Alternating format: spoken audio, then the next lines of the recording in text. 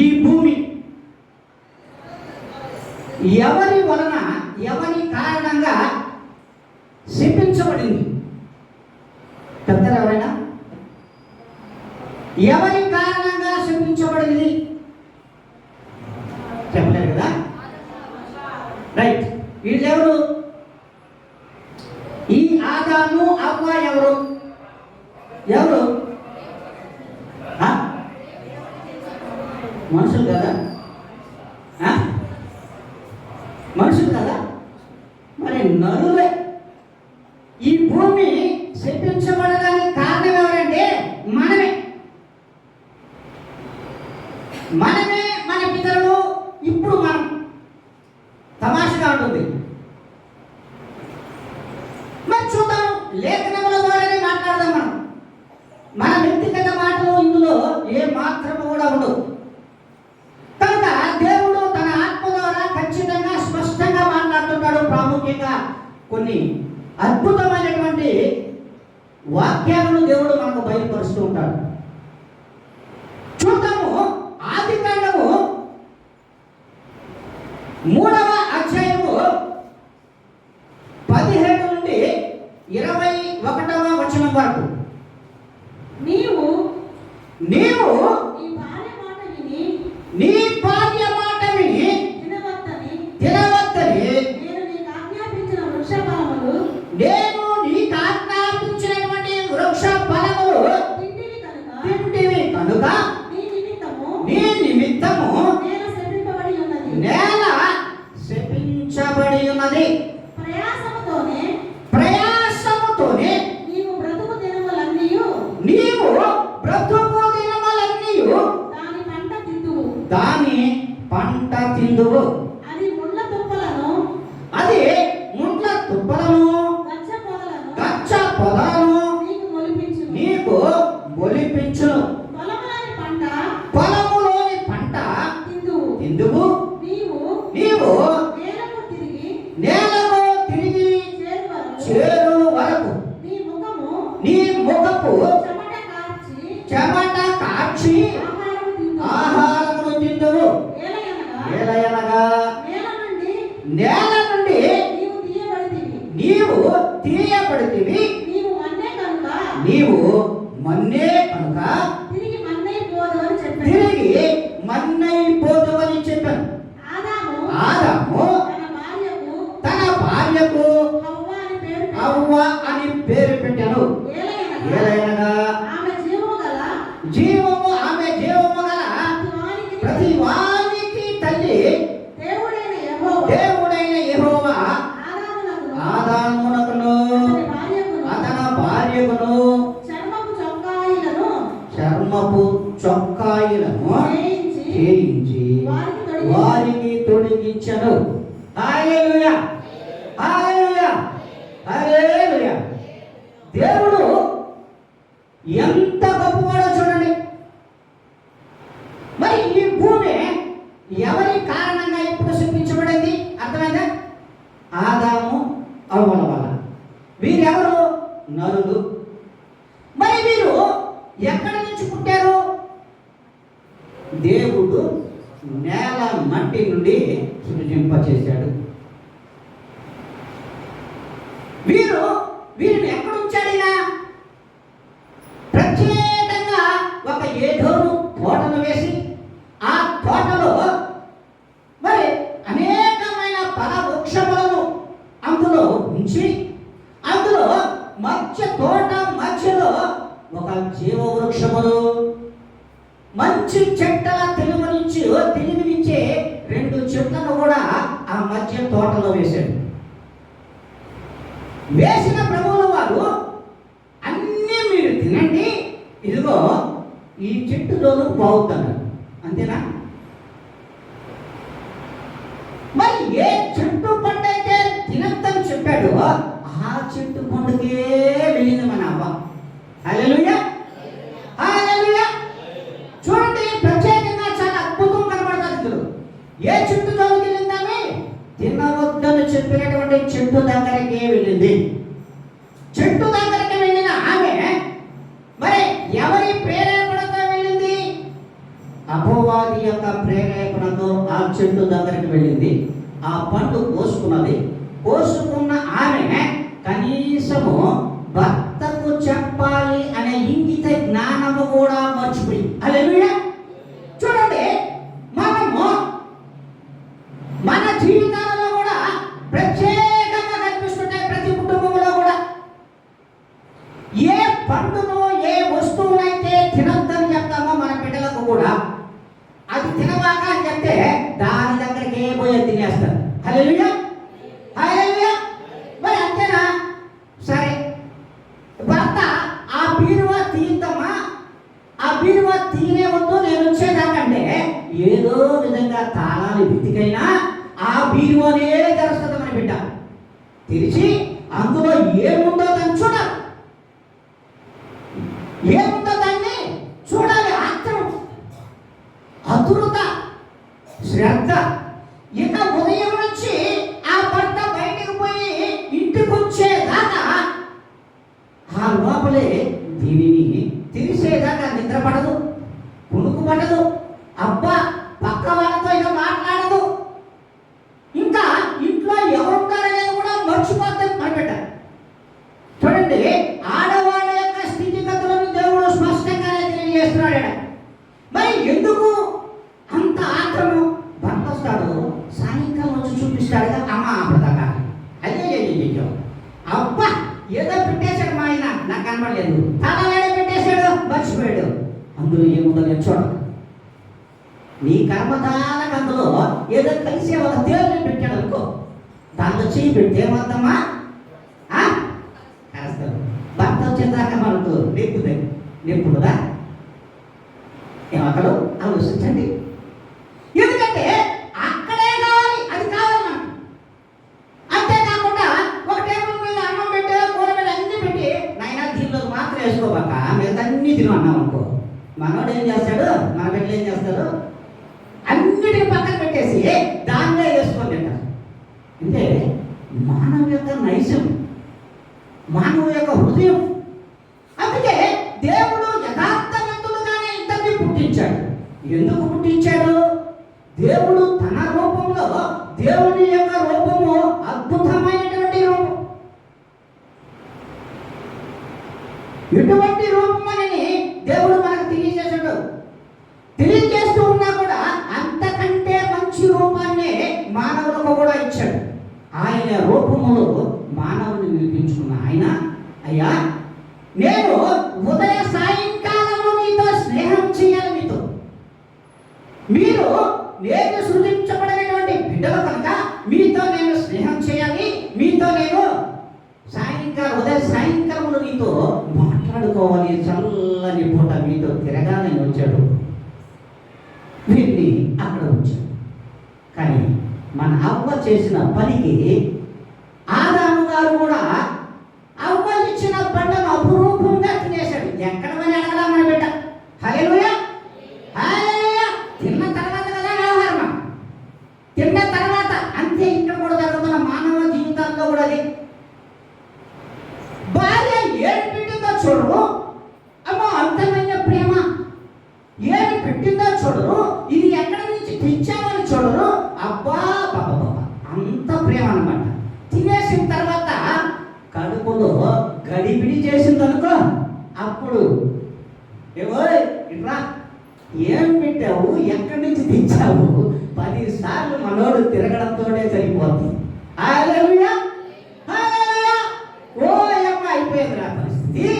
ఈ పరిస్థితి ఇక్కడ ఉంటే అప్పుడు మన పరమ వైద్యుడైనా వదిలేస్తాం, కానీ హాస్పిటల్ ఎత్తుకుంటా గొప్ప పరిగెత్తాం. హల్లెలూయా. మరి దేవుడు చెప్తున్న మాటలే ఇవి, మనం చెప్పిన మాటలు కాదు. అంటే నువ్వు తల్లిదండ్రులు వదిలేసి ఎవరిని చేరుకుంటాడు? భార్యని హత్తుకుంటావు, ఏక శరీరముగా ఉంటారని చెప్పింది దేవుడే చెప్పాడు. అలాగనే తండ్రిని విడిచిపెట్టమని చెప్పాలి ఆయన, తల్లిని విడిచిపెట్టమని చెప్పలేదు. కానీ ఇక్కడ ప్రత్యేకంగా మనం చూసినట్లయితే అద్భుతమైనటువంటి లేఖనమే. చూడండి, ఆదాము చల్లని పూట సాయంకాల సమయంలో తోటలోకి రావడం, తోటలోకి వచ్చినటువంటి దేవాతి దేవుడు మనోళ్ళు కనబడాల, మనోళ్ళు కనిపించల. హలో ఆదాము గారు, వేర్ ఆర్ యూ? ఏమన్నాడు? Where are you? మీరు కనిపించడం లేదు, ఎక్కడ ఉన్నారు మీరు? అయ్యా మేము ఇదిగో అవు ఆ చెట్టు చాటున, నేను ఈ చెట్టు చాటున దాక్కుని ఉన్నాము. అది ఏం చేశాడు? నువ్వు తినవద్దన్న చెట్టు పండును ఇదిగో ఈ అవ్వ నాకు ఇచ్చింది. హల్లెలూయా! అవ్వ నాకు ఇచ్చింది, నేను తిన్నా. మరి అవ్వని అడిగాడు, ఏమమ్మా నీకు చెప్పాను కదా, నువ్వు ఎందుకు తిన్నావు అని అవ్వని అడిగాడు. అవ్వ ఏం చెప్పింది? అవ్వ కూడా పొంగింది. హల్లెలూయా! అవ్వ కూడా పొంగింది. అదో ఆ యొక్క ఆ పాము చెప్పడం వల్ల, నేను ఆ సర్పము చెప్పడం వల్ల ఆ పండు తిన్నాను అన్నది. ఇరువురు అద్భుతమైనటువంటి రీతిలో తమ యొక్క బొంకడం, అంటే చేసిన తప్పును ఇతరుల మీద నెట్టాడు. హల్లెలూయా! ఇతరుల మీద నెట్టేశారు. ఒప్పుకోవాలి మనోళ్ళు. ఒప్పుకోకుంటే మానవ జీవితం వేరే విధంగా ఉండేదేమో ఆలోచించండి ఒకసారి. వీరి ఇరువురు చేసినటువంటి ఈ యొక్క తప్పును ఇద్దరుగానే ఒప్పుకొని ఉంటే, కప్పుకోకుండా పెద్ద గొంగడేసుకొని ఇద్దరు కప్పుకొని, అయ్యా మేము తప్పు చేయగా, ఆమె చెప్తే నేను తిన్నాను, ఈమె ఇస్తే నేను తిన్నాను. ఎలా ఉండదు చూడండి. అంటే తప్పును కప్పెట్టుకున్నారు. కప్పుకోవడం వల్లనే ఈ భూమి శపించబడినది. హల్లెలూయా! ఈ భూమి శపించబడినది. ఈ శాపము వల్ల భూమి మీద ఉన్నటువంటి నరులందరి మీద కూడా ఆ శాపము, ఆ పాపమే దాపురించాయి. హల్లెలూయా! హల్లెలూయా! అందరి మీదకి దాపురించాయి. మరి మీరు ఆచరణ ఒప్పుకుంటే మానవ జీవితం వేరొక విధంగా ఉండేదేమో ఆలోచించాలి. మీరు ఆలోచించుకోండి. అందుకే వీరిని ఈ తోటలో ఉంటే, ఈ తోటలోనే మీరు ఉండే అర్హతలు వీరికి లేవు. ఎందుకని? ఏ పాపం వలన, ఏ దుర్నీతి వలన ఈ యొక్క శాపాన్ని కొనుక్కున్నారో, ఈ భూమికి నేను ఇచ్చాను, ఈ భూమి నీ వలన శపించబడినది ఆదాము అన్నాడు. హల్లెలూయా! శపించబడినది కనుకనే ఈ దినము నుండి తోట వెలుపలకు వెళ్ళండి అని దేవుడు శాసించాడు. ఎక్కడ నుంచి? తన నివాస యోగ్యమైనటువంటి ఆ స్థలము నుండి గెంటి వేశాడు. దేవుడే గెంటేశాడు. అక్కడ కూడా ఎంత ప్రేమమయుడు దేవుడిని చూడండి ఒకసారి. వీరు ఆకులను కచ్చడవలుగా చేసుకుని, మొల చుట్టూ ధరించుకొని ఎలా ఉంటారు? మీరు సినిమాలు బాగా చూసిన వాళ్ళు నాకు తెలుసు. అందరూ అడుగు మనుషులు ఎలా ఉంటారో మీకు తెలుసు. అలాంటి కచ్చడములతో ఉన్న వీరికి ఏం చేశాడో తెలుసా? చర్మపు చొక్కాలను నా దేవుడు కుట్టించాడు. చర్మపు చొక్కాలను కుట్టించాడు నా దేవుడు. ఒక టైలర్ అమ్మా. హల్లెలూయా! హల్లెలూయా! ఎంత ప్రేమమయుడని ఆలోచించండి. ఒక పెద్ద ఆర్టిస్ట్ అమ్మా నా దేవుడు, పెద్ద వైద్యుడమ్మా. అంతకంటే ముందే ఆదాముకు మరి గాఢ నిద్రలోకి పంపించినటువంటి దేవుడు ఎంత వైద్యుడై ఉండాలి? మరి అలాంటి దేవునికి మనము అన్యాయం చేస్తున్నాం. మన శాపాన్ని మనమే కొనుక్కుంటున్నాం. అందుకే దేవుడు అంటున్నాడు, మరి వీళ్ళని తోటపక్షుల నుంచి బయటికి తరిమి వేయడం, ఈ మంచి చెడ్డలు వీళ్ళకి తెలిసాయి కనుక ఇక మీదట జీవించడం అంటే నిత్య జీవమునకు మీరు ఇప్పుడు అర్హులైతే కాదని గెంటి వేయడం జరిగింది. వారి మూలముగా ఈ భూమి శపించబడింది. ఎవరి వల్ల శపించబడిందని ఎవరైనా అడిగితే ఏం చెప్తారు? మీరు? ఆదాము అవరులే చూపిస్తారా? నరుడు చూపించరా? నరుల వలనే, నరుల మూలముగా ఈ యొక్క భూమి శపించబడినది. అయితే వీరు బయటకు వెళ్ళిన తర్వాత ఆదాము అవ్వలకు ఒక కుమారుడు పుట్టాడు. ఆ తర్వాత ఇంకొక ఇంకొక కుమారుడు కూడా పుట్టారు. వీరిద్దరు కూడా మంచి చెడ్డలకు సాదృశ్యం. వీరిరువురు కూడా మంచి చెడ్డలు. చూడండి, హేబెలు చాలా మంచివాడిగాను నీతిమంతుడుగాను, అందున గొర్రెల కాపరిగా ఆ బిడ్డను దేవుడే ఏర్పాటు చేశాడు అన్నాడు. మరి అదేవిధంగా కయ్యూను బహు చెడ్డవాడు, దుర్నీతి కలిగినటువంటి, ఈర్ష్య కలిగినటువంటి వాడిగా కయ్యూనును కూడా మనం ఇక్కడ చూస్తాం. వీరిరువులను చూస్తే ఏది మంచి ఏది చెడ్డ అని మన జీవితాల్లో స్పష్టంగా తెలిసిపోతుంది. వేరొకటి చూడాల్సిన అవసరం లేదు. అందుకే దేవుడు స్పష్టంగా అన్నాడు, వీరిరువురు కూడా దేవునికి అర్పణని అర్పించడానికి పోయినప్పుడు కయ్యూను గారు స్వేచ్ఛగాడు. ఈ స్వేచ్ఛను చేసేటప్పుడు మనోడు తరకలు ఏం చెవుడు తరకలు అంటే తెలుసా? గాలికి పట్టినప్పుడు పుట్టెకి పోతే ఆ పుట్టే తరకలండి. హల్లెలూయా, హల్లెలూయా. అంటే చెడిపోయిన వాటిని, చెడిపోయిన పళ్ళు, కుళ్ళిపోయిన పళ్ళు, అలాగే కుళ్ళిపోయినటువంటి అంటే పొట్టు లాంటి ఒళ్ళు, ఇలాంటివి అర్పణలుగా దేవునికి సమర్పించాడు. హేబెలు నీతిమంతుడు కనుక తన యొక్క జ్యేష్ఠమైనటువంటి ఫలములుగా పుట్టినటువంటి గొర్రెలను దేవుడు శ్రేష్టమైనటువంటిని దేవునికి అర్పణగా అర్పించడం వలన దేవుడు హేబెలును అత్యధికంగా ప్రేమించాడు. మరి కయ్యూను పట్ల నొచ్చుకున్నాడు. ఇంత నేను ఇచ్చినా కూడా వీడు ఇస్తున్నది ఇదా అని నొచ్చుకోవడం జరిగింది. దేవుడైతే ఒప్పుకోలేదు. కనుకనే ఇక్కడ స్పష్టంగా దేవుడు ఎప్పుడైతే నొచ్చుకున్నాడో కయ్యూను గారు ఏం చేశారు? హేబెలు మరి గొర్రెలు దొరుకుని కయ్యూనులోకి వెళ్ళినప్పుడు కయ్యూను గారు ఇరువురి యొక్క మాటల ఇది చేత, ఈ యొక్క నీతిమంతుడు నా పక్కన ఉంటే నా యొక్క అర్పణను దేవుడు అంగీకరించడం లేదు కనుక ఎలాగైనా వీడు వేసేయాలి. హల్లెలూయా, హల్లెలూయా. మరి దేవుని యొక్క ప్రణాళికలో లేకుండానే కయ్యూను హేబెలును ఏం చేశాడు? పొలములో చంపివేయడం జరిగింది, అంటే నరికేయడం జరిగింది. మరి ఇక్కడే అద్భుతాలు చూస్తాం మీరు. ఎందుకంటే కయ్యూను చేసినటువంటి పని మరి మరుసటి దినమున మరి దేవుని దగ్గరికి అర్పణను అర్పించకపోయినప్పుడు దేవుడు అడిగాడు. ఆల్రెడీ దేవుడికి తెలుసు, అయినా కూడా దేవుడు అడిగాడు, కయ్యూను హేబెలు ఎక్కడ? హేబెలు ఎక్కడ? అయ్యా చూడండి, గర్వముతో చెప్పాడు ఆ మాట కూడా. నేనేమన్నా హేబెలుకు కావలి కొడినా? నేనేమన్నా హేబెలుకు కావలి కొడినా అన్నాడు. అరే పిచ్చివాడా,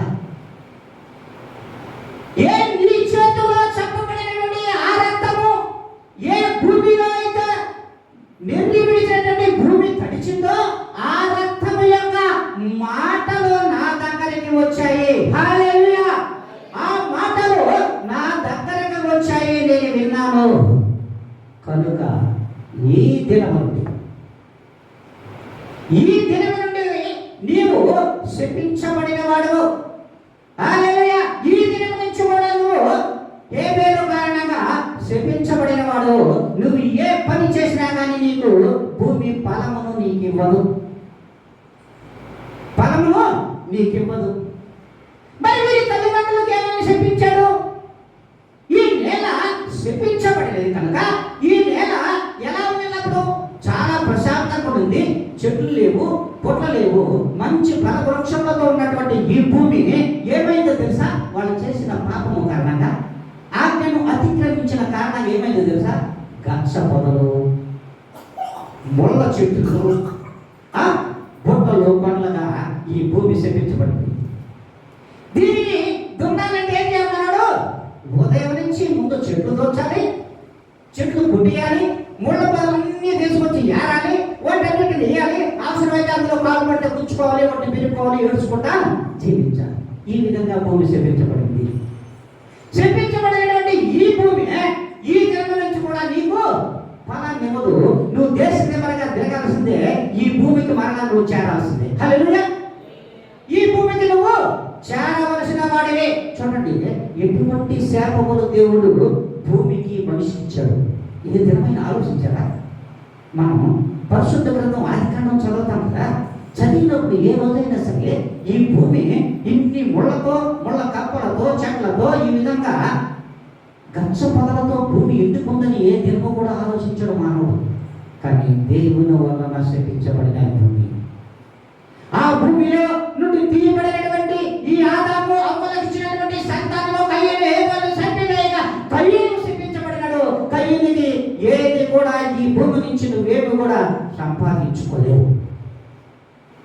దేశ జమ్మగా తిరగాల్సిందే, ఇక్కడ కాకుండా ఇంకొక దగ్గరకు పోవాల్సిందే, అక్కడ పని చేయాల్సిందే, ఇంకొక దగ్గరకు పోవాల్సిందే, అక్కడ పని చేయాల్సిందే. ఈ రోజు చూడండి, మనం కూడా దేశ దిమ్మకం అయిపోయాం. హల్లెలూయా, హల్లెలూయా. వారు పుట్టిన స్థలాల్లో ఉన్నారా మీరు ఎవరైనా ఒకసారి చెప్పండి.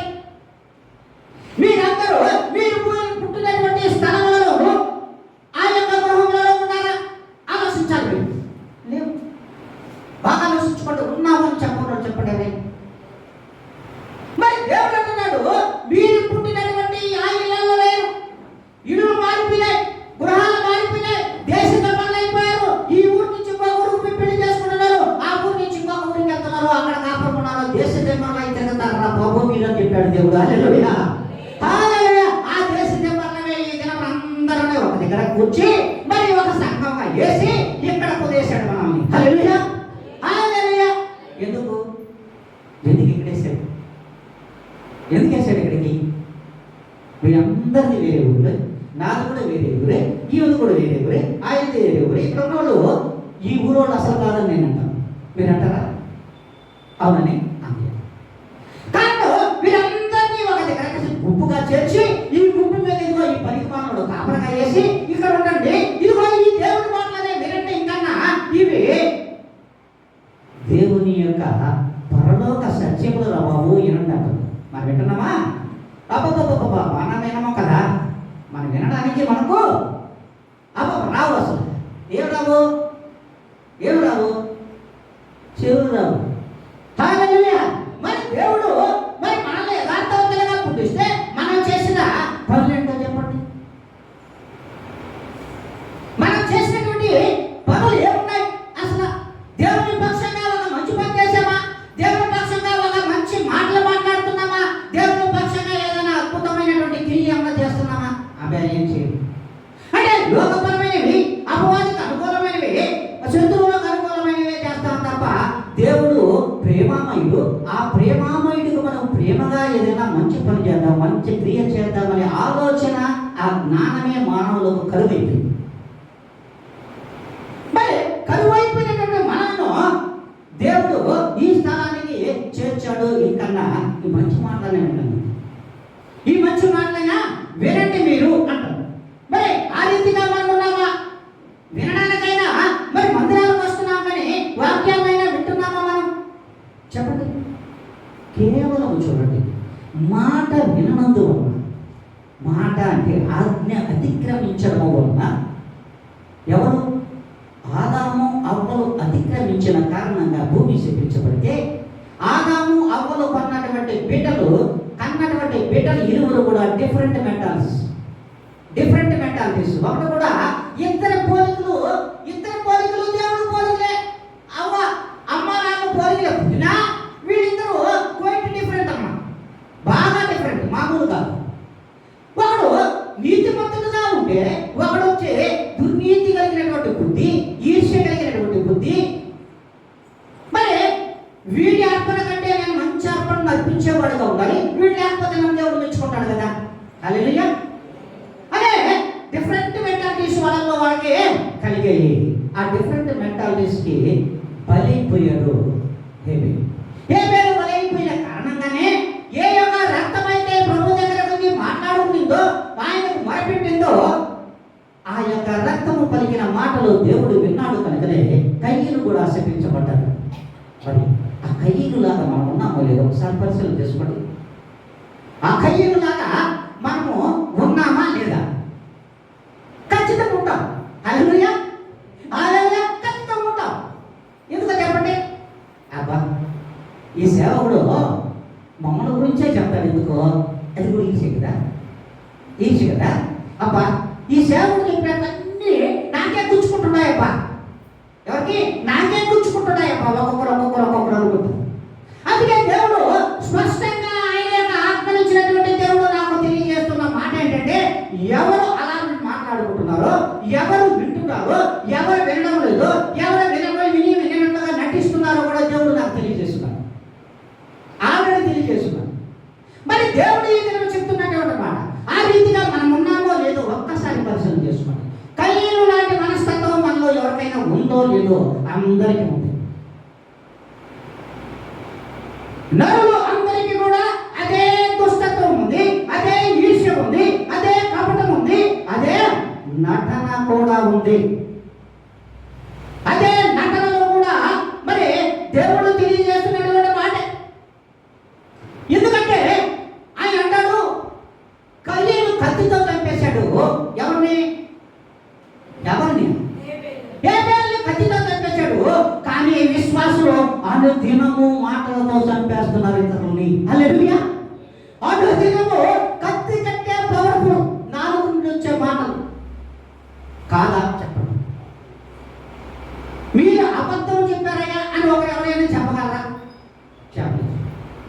ఎందుకంటే అనుదినము మన మాటల చేతను, మన చేతల చేతను, మన చూపుల చేతను అనుదినము కూడా విశ్వాసుల్ని చంపేస్తున్నారు. అంతేకాదు, విశ్వాసులు చంపేయడమే కాకుండా అనుదినము ప్రభువు వారిని కూడా మాటలతోనే చంపేస్తున్నాము. అనుదినము కూడా మాటలతో ప్రభువుల వారిని చంపేస్తున్నాము. ప్రభువుల వారికి ఆయాసకరంగా మనం తయారైపోయాము ఈ లోకంలో. కాదు, అవును. ఒక్కసారి మీరు ఆత్మ పరిశీలన చేసుకుంటే మీకు అర్థమవుతుంది. మరి దేవుడు అంటున్నాడు, ఈ దినాన దేవుని మాటలు వినాలని వచ్చేవారు అతి తక్కువ మంది మందిరాలలో ఉంటున్నారు. మరి మందిరాలలో అతి తక్కువ మంది ఎందుకు ఉంటున్నారు? ఆలోచించాలి. అతి తక్కువగా ఎందుకు మందిరాలలో చేరుతారు? ఎక్కువ మందే వస్తారు, వినేవాళ్ళు అతి తక్కువగా ఉంటున్నారు అంటున్నారు. మరి గ్రహించే వాళ్ళు వీరిలో కూడా తక్కువగా ఉంటారు. వినేవారిలో కూడా గ్రహించే వాళ్ళు ఎంతమంది ఉంటారంటే అందులో సగం ఉంటారో 20 ఉంటారో తెలియదు. మరి సంఘం మొత్తం నిండిపోతుంది. ఎలా ఎలా చెప్పండి? ఈ మధ్య కాలంలో సేవ కూడా అవసరం లేదు. బాగా ఆలోచించాలి. లైవ్ ఉంటే లైవ్ లో ప్రోగ్రామ్ వదిలేసే వరకు మన వాళ్ళు ఎన్ని చూపులు చూస్తా వింటున్నారు. నాతో బాగా చెప్తున్నాడా? ఈ వినదు, ఆమంటుంటుంది, ఈ మంటుంటుంది, ఈయన అంటుంటాడు. బాగా చెప్పాడు, ఏం చెప్పాడు తెలియదు. మరి బయటకు వచ్చేటప్పుడు హల్లెలూయా, బయటకు వచ్చేటప్పుడు ఏ వాక్యం చెప్పాడో నీకు తెలియదు. బయటకు వచ్చిన తర్వాత అసలు ఏం చెప్పారు, ఏం దేని గురించి మాట్లాడాడు సేవకుడు అనేది తెలియదు. ఎందుకంటే ఇక్కడ గర్తింపు లేదుగా. హల్లెలూయా, హల్లెలూయా.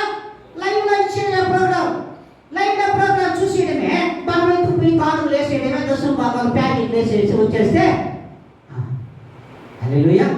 దేవుడు ఆశీర్వదించేస్తాడా? దేవుడు దీవించేస్తాడా? నీకు నిధులను ఇంటిలో గదులలో నింపేస్తాడా? హల్లెలూయా. నింపడు. ఏ రీతిగా నువ్వు ఉన్నావు, ఏ వాక్యం వింటున్నావు, ఆ వాక్యంలో దేవుని నీతి ఎంత ఉంది, దేవుని యథార్థత ఎంత ఉంది, దుర్నీతి ఎంత ఉందనేది కూడా తెలుసుకోవద్దా? ఈ రోజైనా విమర్శ చేసుకున్నావా? నిన్ను గురించి నువ్వు ఏ దినమైనా నేను ఈ వాక్యంని విన్నాను, ఈ వాక్యంలో ఉన్నది ఉన్నట్లుగా ఉందా లేనట్లుగా ఉందా అనేది ఏ దినమైనా పరిశీలన చేసుకున్నావా? బైబిల్ గ్రంథం తెరిచి సార్ ఏదో విన్నాము, అక్కడ వదిలేసాము, మన పాటికి మనం బ్రతికేద్దాం కదా. ఇదే కదా దీన్నే మన యొక్క శాపముగానే దేవుడు ఇంకా ఉంచున్నాడు ఈ భూమి మీద. ఇంకా కూడా ఆ శాపములో బ్రతికేస్తూ ఉన్నాం, బ్రతికీడిస్తున్నాం. బ్రతికిడుస్తున్నటువంటి మనము ఇంకైనా మారాలనే ఆలోచన లేదా మనకు? ఆలోచించండి. ఇంకన్నా మనము ఆలోచిద్దామా? ఒకవేళ సేవకుడే గద్దించి చెప్పినా కూడా నన్ను గురించి చెప్పాడు అయ్యో, అర్థం కదా? సేవకుడు దేవుడు ఏది ఇస్తే అదే చెప్తాడు, వేరొకడు చెప్పడు. మీకు గద్దింపు వాక్యము దేవుడు అంటాడు, గద్దింపు లేని సువార్త వ్యర్థము. దేవుడు వాక్యంలో చెప్పుంది. ఎలా ఉండాలి సేవకుడు అనేవాడు? ఎలా ఉండాలంటే నీ గద్దింపు ఉండాలి, అవసరమైతే బెత్తం ఎత్తుకొని దండించాలి. మరి వినగలిగిన చెవులను నీకు ఇచ్చినటువంటి దేవుడు ఆయన వినడం లేదా? చూడగలిగినటువంటి కళ్ళు నీకు ఇచ్చినప్పుడు దేవుడు చూడడం లేదా? గ్రహించగలిగినటువంటి హృదయాన్ని జ్ఞానంతో నీకు ఇచ్చినప్పుడు దేవుడు గ్రహించడం లేదా? వాక్యాన్ని నువ్వు విన్నావో లేదా? గ్రహించడాయన మరి ఏ రీతిగా ఉన్నామో మనం ఆలోచించు. అదేమంటే మనమే అధిక ప్రసంగం అయిపోతాం. హల్లెలూయా, హల్లెలూయా. మనమే అధిక ప్రసంగులం అయిపోతాం, ప్రసంగీలం. ఎందుకలాగా? మనలో ఉన్నటువంటి అతి గర్వము, అవివేకము, దుష్టత్వము, దుర్నీతి. కాబట్టి దేవుడు అంటున్నాడు, ఈ చెప్పింది ఉన్నది ఉన్నట్లుగా ఉందా, వేరే విధంగా ఉన్నది? ఏ దినమైన ఆలోచించామా మనం? ఆలోచించండి. మనమే అధిక ప్రసంగులం అయిపోతాం. అబ్బా ఆయన చెప్పేది మనకు తెలిసిందే కదా. హల్లెలూయా, మనకు తెలిసిందే కదా ఆయన చెప్పాడు. కానీ ఇది తెలియని అనేక గూఢార్థాలను దేవుడు ఇచ్చినాడు. మరి భూమి శపించబడింది, మనిషి శపించబడ్డాడు. శపించబడినటువంటి ఈ భూమి, ఈ యొక్క మనిషి ఈ లోకంలో బ్రతుకుతున్నటువంటి భూమి మీద ఆ భూమికి దేవుడు పాదపీఠమైండగా ఆ పాదాలు పడినటువంటి ఆనాడు దేవుడు రకమైన పాదములు కడవగా అందులోనే ఉన్నటువంటి ఆ యొక్క మాటలు దేవుడు వినగా వినినటువంటి దేవుడు కయ్యూలు నడగా కయ్యూలు మరి బొక్కగా ఒప్పుకున్నా? ఒప్పుకోలేదు. నీ యొక్క తప్పును, నీ యొక్క అపరాధమును ఏ దినమైతే దేవుని దగ్గర నువ్వు ఒప్పుకుంటావో ఖచ్చితంగా దేవుని యొక్క మెప్పుకోలు నువ్వు పొందుతావు. లేదంటే ఆ శాపము నీ మీదనే ఉంటుంది అంటాడు దేవుడు. మరి ఆ రీతిగా మానవులు ఉన్నారా ఈ దినమున? మరి విశ్వాసులు ఉన్నారా ఈ దినమున? సంఘంలో ఉన్నటువంటి సంఘంలో వస్తున్నటువంటి ప్రతి బిడ్డ ఆ రీతిగా ఏ దినమైనా సరే వాక్యముల గురించి ఏదైనా పరిశీలన చేసుకుంటున్నామా? అయ్యా మేము పరిశీలన అక్కడ పెట్టి పరిస్థితులు గమనించుకుంటున్నాం పక్కోడు. హల్లెలూయా, హల్లెలూయా. మేము పరిశీలన పక్కన పెడతాం, పక్క వాళ్ళ యొక్క స్థితిగతుల గురించి పరిశీలించుకుంటున్నాం, పరిస్థితులు తెలుసుకుంటున్నాం. ఇది కాదు మాకు దేవుడు ఒక గొప్ప ప్రణాళికతో నిన్ను నన్ను సృజింపచేసి దేవునికి అతి ఇష్టలుగా ఆయన మన హృదయాలలో ఉండాలని, ఆయన మనతో స్నేహం చేయాలని, మనతో సాన్నిహిత్యంగా ఉండాలని, అన్యోన్య సహవాసము చేయాలనమ్మా. అది దినమున ఆదామును అవ్వను ఏర్పాటు చేసుకున్నాడు. అన్యోన్యమైనటువంటి సహవాసం. చూడండి, మనం చెప్తుంటే చివరి ప్రార్థనలో ఏమనే తండ్రి యొక్క ప్రేమయో కుమారుడి యొక్క యేసుక్రీస్తు యొక్క కృపయు పరిశుద్ధాత్మ అన్యోన్యమైనటువంటి సహవాసం. హల్లెలూయా. ఎక్కడుందా? ఎక్కడుందో చెప్పండి. మీలో మీకు అన్యోన్యమైన సహవాసం ఉందా? మీ యొక్క పరిశుద్ధాత్మల మధ్యలో అన్యోన్యమైనటువంటి సహవాసం ఉందా? సంఘంలో ఉన్నటువంటి ప్రతి విశ్వాసాన్ని దేవుడు ప్రశ్నిస్తున్నాడు ఇక్కడ. మరి విశ్వాసం ఎక్కడ పెడతాం? అసలు సేవకులలో అన్యోన్యమైన సహవాసం ఉంటే ఏడిస్తే కదా. హల్లెలూయా. సంఘ కాపులలో అన్యోన్య సహవాసము ఎందుకున్నా దొరకదు. మరి అక్కడ ఉండి ఏడిస్తే కదా సహవాసం. మరి ఏ రీతిగా పరిశుద్ధాత్మ సహవాసం మీకు ఉంటుంది? ఆలోచించండి, ఆలోచించాము ఎదురమైనా. మరి ఆ చివరి ప్రాంతాలలో దానినైనా ఆలోచించామా? అయ్యా తండ్రి యొక్క ప్రేమయో, యేసుక్రీస్తు యొక్క కృపయో, పరిశుద్ధాత్మ అన్యోన్యమైనటువంటి సహవాసము కలిగి ఉండును కాక, మీకందరికీ కలుగును కాక. మరి కనువిప్పు కరువై కప్పు పుడుతూ ఈ లోకంలో బ్రతికేస్తూ ఉన్నారు మనం విశ్వాసులు కాదా? కాదని ఇది కాదు మీరు చెప్పింది తప్పు అన్నవాడు ఎవరైనా సరే చప్పట్లు కొట్టమని దేవుడు అడుగుతున్నాడు. ఏదన్నా కొట్టలేము. విశ్వాసమే కప్పుకుడిగా జీవితాలలో బ్రతుకుతూ ఉంటే మనల్ని ఏ విధంగా ఎవరు కూడా ప్రేమిస్తారు? దేవుడు ఏ రీతిగా ప్రేమిస్తారు? సాటి మనిషిని నువ్వు ప్రేమించలేనప్పుడు దేవుడు నేను ప్రేమించాలా? నీతో అన్యోన్యమైన సహవాసం చేయాలా? ఏం మాట్లాడరు? ఏం మాట్లాడరేంటి? ఆలోచించండి. ఆలోచించాల్సిన అవసరం ఉంది. మరి ఆ రీతిగా మనం ఏ విధమైన ఈర్ష్య ద్వేషములతో వాక్యము పట్ల అవిధేయత కలిగి దుర్నీతితో మనం వాక్యాన్ని వింటామో పెడతామో దేవుడు ఖచ్చితంగా వారి యొక్క జీవితాలను కూల్చివేస్తానంటున్నాడు. చూడండి, అది కూడా కీర్తన గ్రంథము 106 నుంచి 18 దాకా. కీర్తన గ్రంథము 106 16 నుంచి 18 దాకా చదవండి ఒకసారి.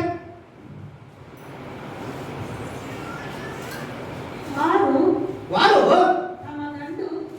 తమకంటూ పాలెంలో మోషేయందును యెహోవాకు ప్రతిష్ఠితుడైన అహరోనునందును అసూయపడిరి.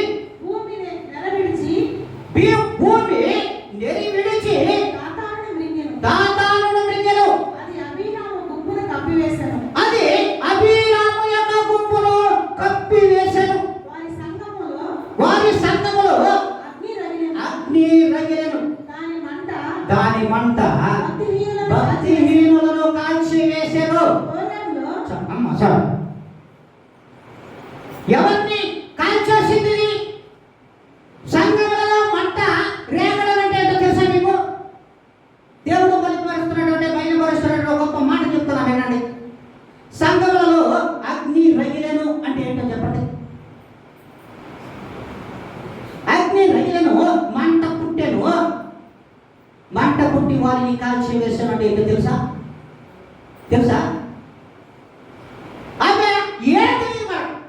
అబ్బా మంట పెట్టిన మాత్రం తెలుసు. అబ్బా విశ్వాసంలో మంటలు పెట్టిన తెలుసు, రగిలించడం మాత్రం తెలుసు, కుటుంబాలు కూర్చోడం మాత్రం తెలుసు. మనకు హల్లెలూయా. విశ్వాసులలో మంట పెట్టడం అంటే అదే. ఒకరికి పడకపోవడం, ఒకరి మాటలు ఒకరు వ్యతిరేకంగా మాట్లాడుకోవడం, సంఘంలో అన్యోన్యత లేకపోవడం కారణంగానే, ఆ అన్యోన్య సహవాసం లేకపోవడం కారణంగా మంటలు పుడతాయి సంఘంలో. ఆ మంటలో ఎవరు కాల్చబడతారో తెలుసా? సంఘములలో దేవుని వాక్యమును పెడచెవిన పెట్టిన దుర్నీతి కలిగినటువంటి భక్తిహీనులు ఆ మంటలలో కాల్చివేయబడతారని అందులో ఉన్నట్టు గొప్ప అర్థం. ఆ మంటలకు మీరు కారణం కావాలండి. ఆ మంటలను మీరు ఇతరుల సంఘస్థుల మధ్యలో మండించబాకండి. ఏ తినడానికి నువ్వు ఆ మంటను నీవు రగిలిస్తావో నీ సంఘంలో, ఆ మంటలో మనమే కాల్చివేయబడతాము. తెలుసా? ఎంత దానదాస్యాలు అమ్మదేవుడు బయలుపరుస్తుంటే నాకు చాలా ఆనందంగా ఉంటుంది. మరి సంఘములో ఎందుకు కాలిపోతున్నాయి? సంఘములలో ఎందుకు ఒకరికి విశ్వాసాల మధ్యలో రగులుతున్నాయి? చూడండి, ఎంత గొప్ప మాట దేవుడిచ్చి అలాంటి రగిలేటటువంటి మాటలు ఎందుకు విశ్వాసిని బాధ పెట్టి తన హృదయంలో ఆ మంటని రగిలించవద్దు. అట్లా నువ్వు రగిలిచిన ఎడలా నీ యొక్క భక్తిహీనతను బట్టి నువ్వే అందులో కాల్చబడతావు. అందుకే అబీరాము దాతాను ఇరువురు కూడా అహరోనుకు మోషేకు వ్యతిరేకంగా చదువుకుని సంఘములలో ఒకరి మధ్యలో పొగలు పెట్టి ఆ సంఘంలో విశ్వాసులు రగులుతుండగా, ఆ రగులుతున్న ఆ జనముల మధ్యలో మరి అహరోను మోషేలు చెప్పినటువంటి మాటలు వీరు వినక ఆ భక్తిహీనతతో వారు ఏం చేశారు తెలుసా? దేవుడు భూమి ఎదిరి విడిచింది, సంఘాలను కప్పేసింది. హల్లెలూయా. సంఘాలను కప్పేసిందంటే సంఘంలో ఉన్న జనులందరూ కూడా నది విడిచిన దానిలో పడిపోగా భూమి సదరంగా అయిపోయింది. వీరు ఏడున్నారు? ఇప్పుడు ఎత్తుకో. వీరు ఏడున్నారు? అబీరాములు దాతారులు ఎక్కడున్నారో మనం ఎతకాలి. ఎతకదామా?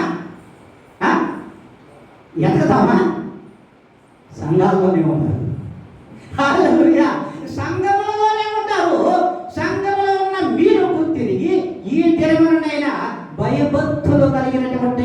జీవితాలు కావాలని దేవుడు అంటున్నాడు. మీకు భయభక్తులు, దేవుడంటే భయం ఉండాలి. భయం లేకుండా నీలో భక్తి పుట్టదు, ప్రేమ పుట్టదు. ఆ భయం నీలో ఉందా? దేవుడంటే భయం నీలో ఉందా? దేవుడు వాక్యం అంటే భయం నీలో ఉందా? ఆలోచించండి. మరి ఆ రీతిగా మనం ఉన్నామో లేదో ఒక్కసారి జ్ఞాపకం చేసుకోండి.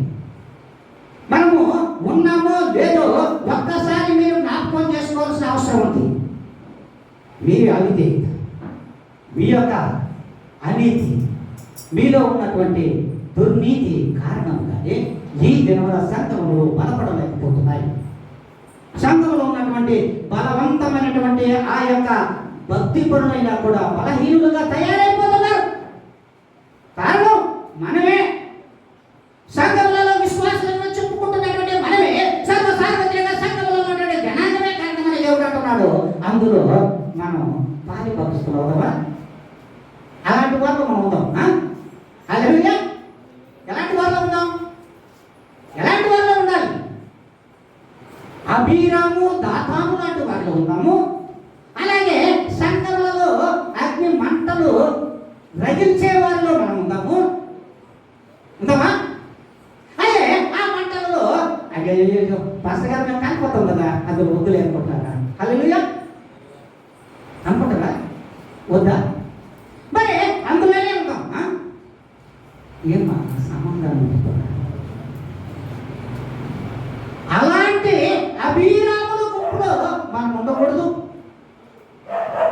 అభిరాముల గుంపులో మనము ఉండకూడదు. మరి అలాగే సంఘంలో రగించబడుచుండగా మంటలలో కాలిపోయే గుంపులో మనం ఉండకూడదు అన్నట్టు వంటి వారు గట్టిగా చెప్పండి కొట్టండి.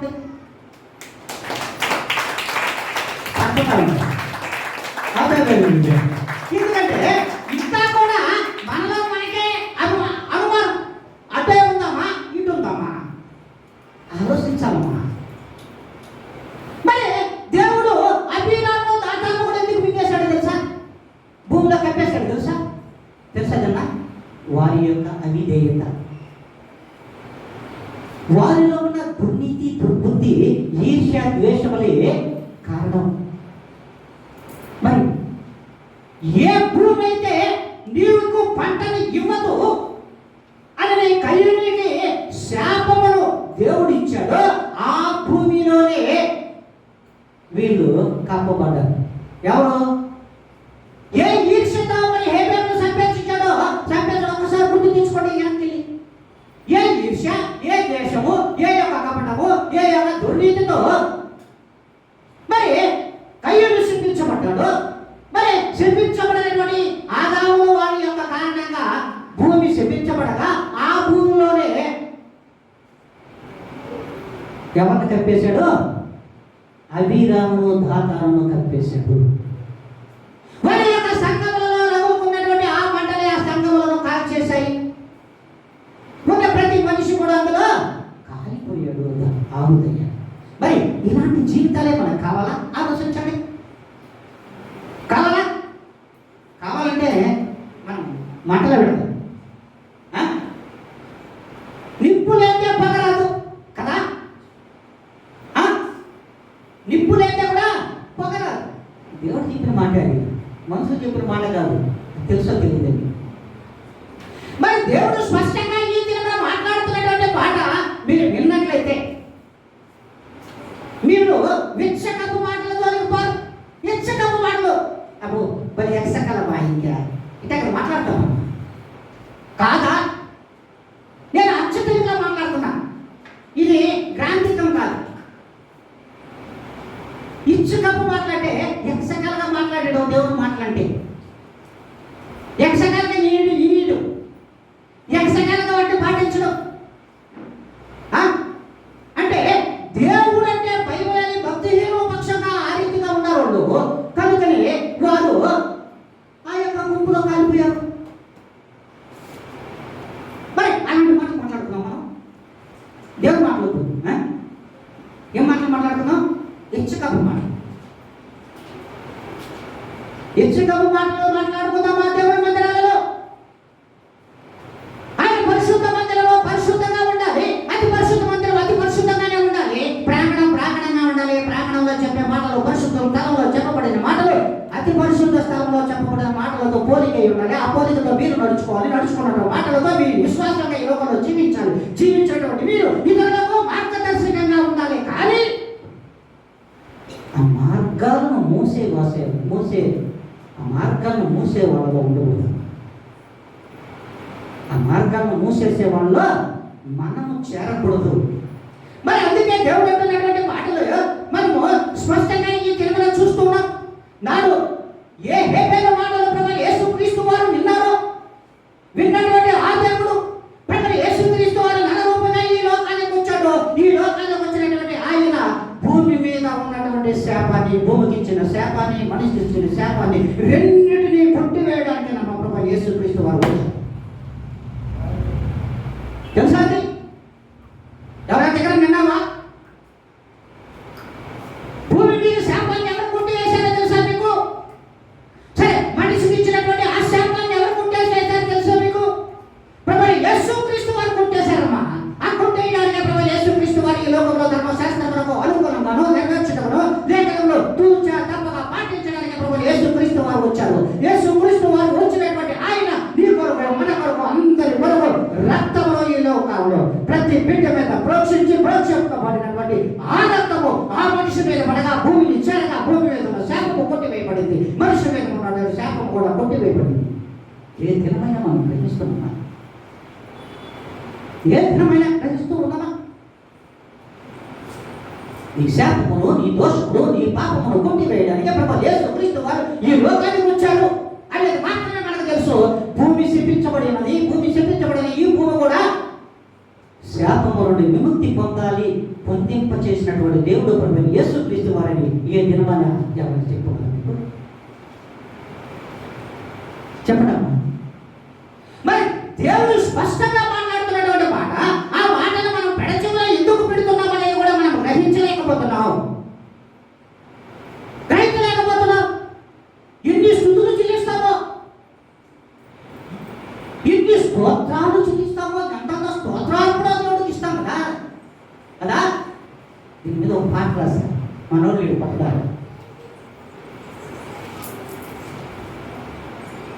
ఎన్ని స్తుతులు ఎంతంత స్తోత్రార్పణ చెల్లించిన నీతి తప్పిన నీ హృదయాన్ని, నీతి తప్పిన నా హృదయానికి నీ నీతి మార్గమునే చూపించుము, నీ నీతి మార్గాన్ని చూపించుము. ఎందుకంటే మన మందిరాల్లో పుట్టే ఒడుగురు కరువు అయిపోయింది.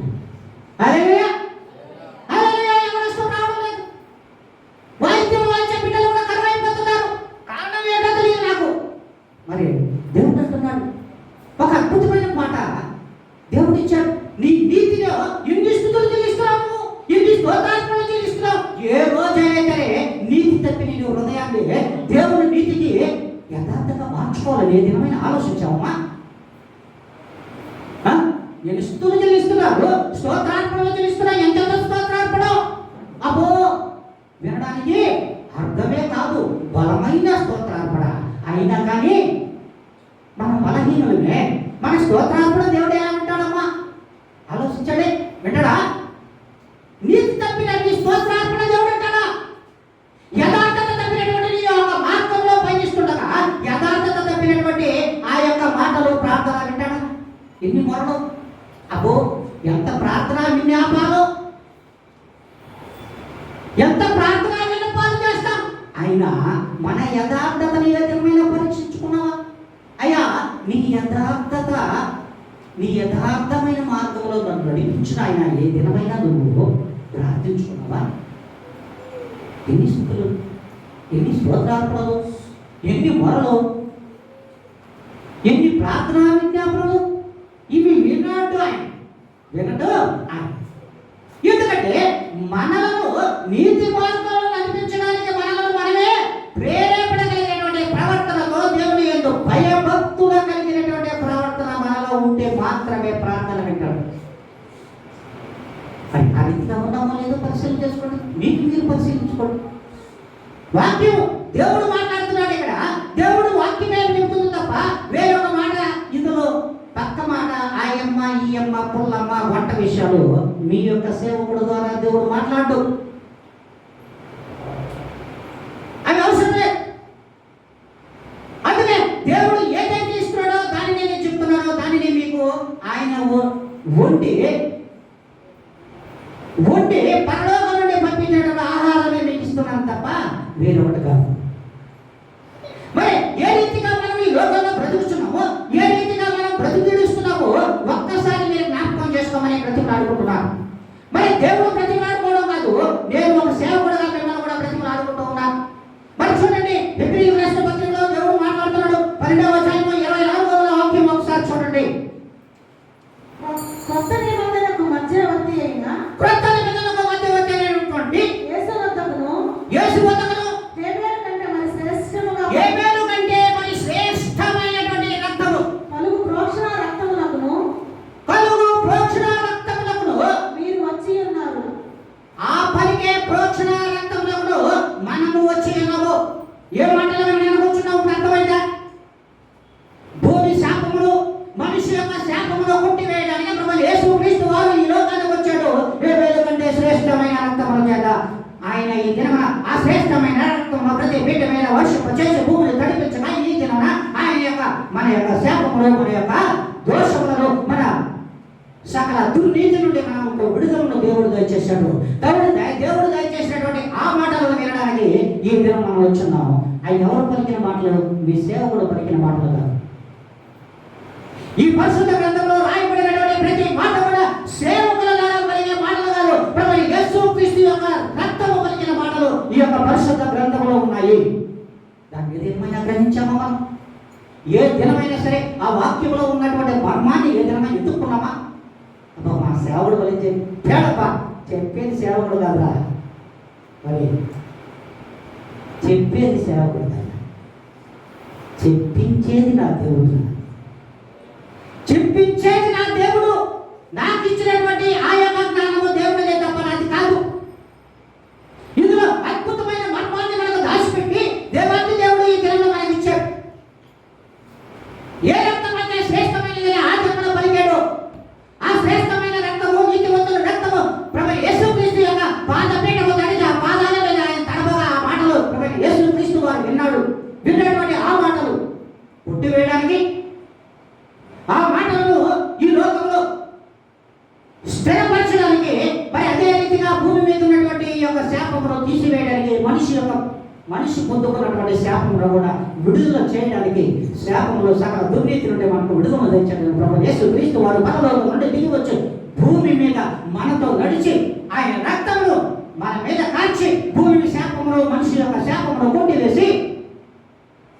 కుట్టివేసినటువంటి ఏర్పడినటువంటి ఆ రక్తము, ఆ పలుకులు ఈ దినంలో మనం వింటున్నాం. ఆ పలుకులు మనము ఈ దినమున వింటున్నాం. ఈ దినమున మనం చదువుతున్నది కూడా ప్రభు యేసుక్రీస్తు యొక్క రక్తము పలికిన పలుకులే, వేరొకటి కాదు. హల్లెలూయా! వేరొకటి కాదు. కనుకనే దేవుడు స్పష్టంగా తెలియజేసినటువంటి మాట, మీరు దుర్నీతి నుండి బయటికి రండి. ఇంత మాటలు మనం విన్నా కూడా ఇంకా కూడా మనం పెడచీలు పెట్టి ఇంకా దుర్నీతిలో జీవిస్తూ ఉన్నట్లయితే మన మీద ఉన్నటువంటి శాపము, విశ్వాసమైన కాడ మన మీద ఉన్న శాపము ప్రక్కకు పోదు. మన మీద ఉన్నటువంటి శాపం ప్రక్కకు పోదు. మరలా అభిరాము దాతానులాగా మరలా భూమిలో కప్పబడతాం. భూమిలో కప్పబడుతున్నాం. ఎక్కడి నుంచి తీశాడు ఆయన? భూమి నుంచే తీశాడు. మరి మళ్ళీ భూమిలోకే పోదాలేప్ప అనేది కదా మనం. అదే కదా ఆలోచిస్తాం కాదా? చెప్పండి ఎవరైనా. మీకు ఏదైనా ఆలోచించి చెప్పండి, నేను కూడా దాన్ని పాటిస్తాను. మరి భూమి నుండి వచ్చినటువంటి మనము భూమిలోనే వెళ్తామనే విషయము ఆ పుట్టించినటువంటి దేవాది దేవుడు కూడా తెలిసి భూమిలో కప్పబడతాడు రా బాబు అని. కప్పబడుతున్న నువ్వు సజీవుడుగా ప్రభు యేసుక్రీస్తు చేత నా దగ్గర రా బాబు, అన్యోన్యమైన సహవాసం కలిగి నాలో ఉండరా అని చెప్తుంది. అందుకేమమ్మాయి అన్యోన్యమైన సహవాసము చేత నాలో ఉండు, సజీవమైన దేశంలో నాతో కూడా సహవాసం చేయరా బాబు అని అంటుంటే, బాబు మేము ఒక్కరా పక్కకు పిలుస్తాం, అమ్మమ్మ మేము పక్కకు పిలుస్తాం. ఇక లేదు, ఆ ఛాన్సే లేదు. ఆ ఛాన్స్ దేవుడు ఇవ్వడం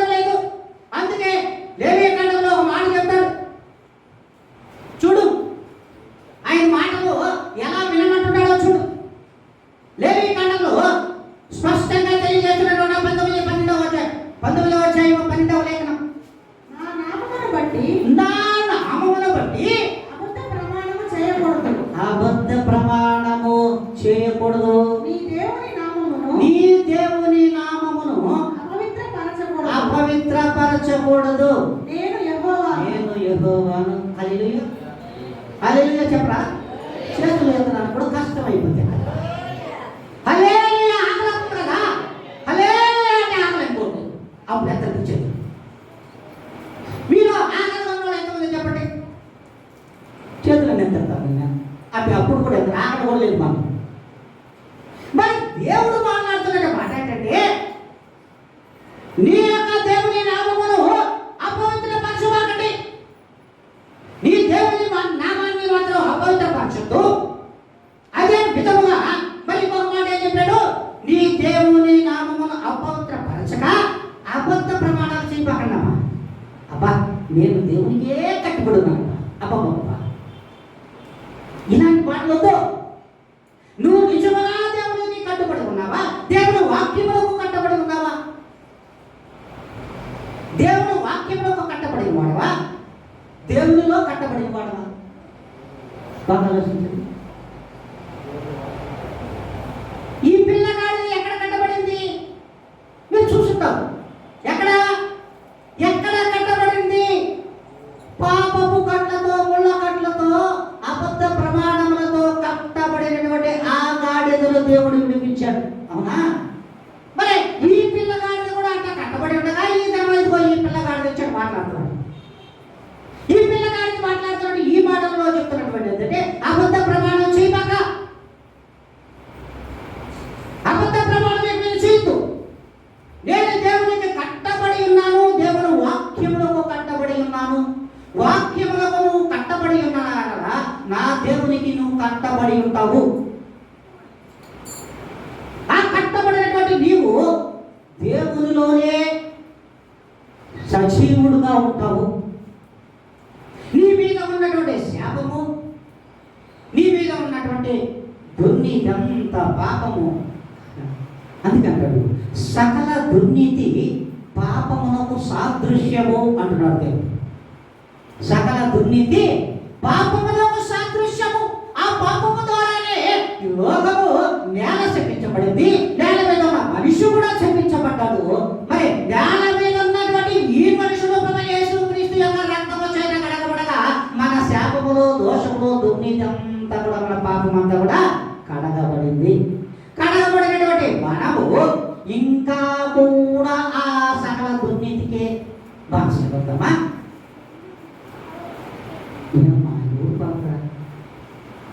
అట్లన్నా పదకండమ్మా, అట్లే ఉందామా వద్దనన్నా చెప్పండమ్మా. మరి దేవుడు అంటున్నాడమ్మా, నేను అడుగుతున్నా, దేవుడు అడుగుతున్నాడమ్మా. ఆ దుర్నీతి నుండి బయటకు వచ్చేసాడమ్మా, మిమ్మల్ని తీసుకొచ్చాడు కుదేశాడమ్మా దేవుడు. నా దేవుడు ఇక్కడ కుదేశాడు అంటే ఎత్తి వేసేసాడని అర్థం. నా దేవుడు నన్ను ఇక్కడ కుదేయగా కుదేయబడినటువంటి నేను నా దేవుడు కాల్చినటువంటి రక్తపు పలుకులో మాటలను నేను వింటున్నాను తప్ప వేరొక మాటలో కాదు. ఆ మాటలకు నేను లోబడి ఉంటాను. వాక్యానుసారమైన జీవితంలో నేను జీవిస్తాను. ఆ వాక్యంలో నేను కట్టబడి ఉంటాను కనుక నా దేవునికి నేను పట్టుబడి ఉంటాను అనేది కూడా మనము జ్ఞాపకం చేసుకోవాల్సిన అవసరం ఉందమ్మా. అందుకే అబద్ధ ప్రమాణాలు ఉందమ్మా.